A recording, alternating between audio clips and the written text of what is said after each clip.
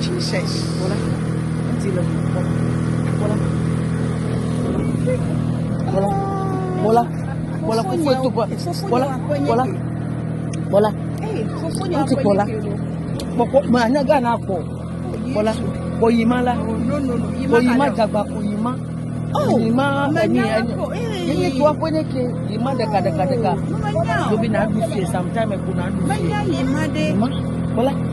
Look at this nice house. No.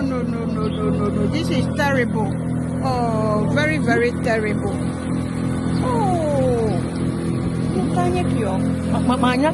hey.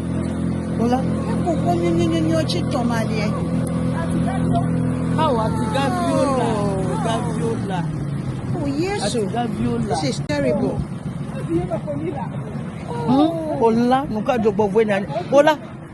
This nice house. No, yes. Hola.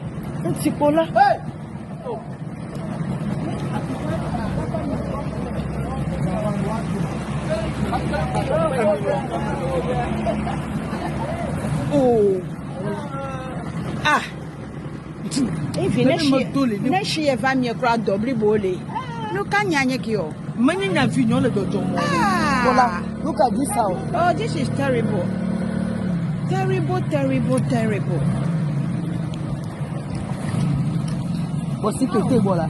Voilà.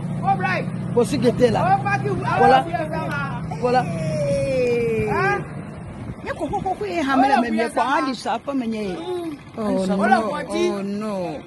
Lagos Rasta